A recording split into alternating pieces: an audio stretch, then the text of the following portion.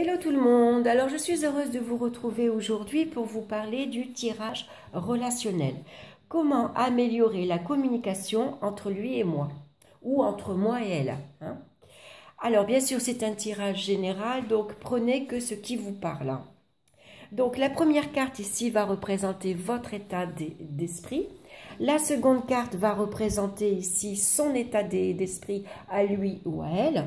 Le degré de communication. Et la quatrième carte ici va nous parler des efforts à faire pour améliorer la communication. Alors, la première carte, ici on retrouve la carte du monde. Donc ici, vous montrez quelqu'un de très sociable. Vous êtes quelqu'un qui est très communicatif, épanoui, perspicace. Vous êtes bien dans votre peau, vous êtes bien dans votre monde.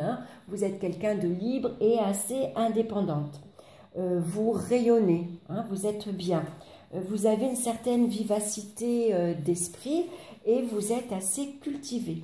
En tout cas, vous savez écouter votre conjoint ou votre conjointe. Vous savez leur apporter des réponses qu'il faut et vous savez les conseiller également en cas de besoin. Vous êtes à leur écoute. En tout cas, ici, vous communiquez avec assurance. Alors, malgré tout, avec le monde, il va falloir faire attention quelquefois à un peu de snobisme et attention à ne pas être trop superficiel. Alors, votre conjoint, par rapport à vous, lui, avec la force, c'est une personne qui va se montrer ici qu'il a une très grande confiance en lui. Il est très sûr de lui ou d'elle. En tout cas, c'est quelqu'un qui se montre avec beaucoup de détermination. C'est quelqu'un qui a beaucoup de volonté. En tout cas, c'est une personne qui est prête à dompter toutes les situations. Il maîtrise là très bien la communication. Ils peuvent des fois se montrer un peu autoritaires.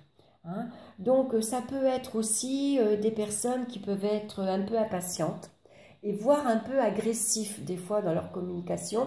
Ça peut être des personnes un peu colériques, je vais dire. Donc, le degré de communication, ici, avec l'amoureux, va nous parler ici d'une communication un peu faible.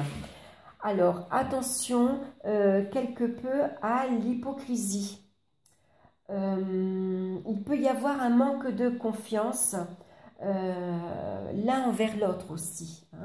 Parce qu'ici, on a tendance à ménager la chèvre et la chèvre et le chou. Donc ici, il va falloir avoir une communication ici beaucoup plus franc. Il va falloir apprendre ici à communiquer silencieusement. La communication, elle doit être discrète, mais par contre beaucoup plus intuitive.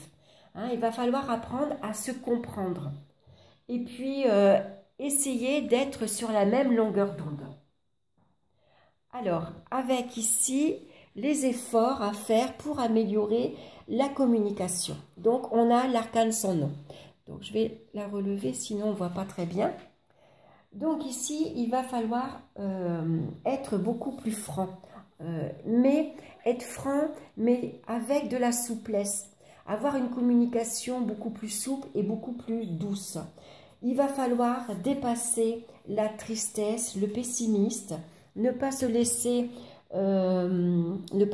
emporter par la déprime, ne pas être démoraliste par exemple, parce qu'on a l'impression ici qu'on ne communique pas, qu'on n'est pas à l'écoute de l'un et de l'autre. Donc ici, il va falloir agir avec logique, mais avec douceur. Donc il va falloir apprendre à se détacher de ses émotions, pour que la communication soit plus positive. Voilà, donc j'espère que ce tirage vous aura plu. N'hésitez pas en tout cas à liker et à vous abonner. C'est quelque chose qui me fait très plaisir et puis en même temps qui est très motivant.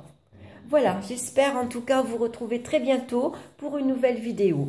Bye bye!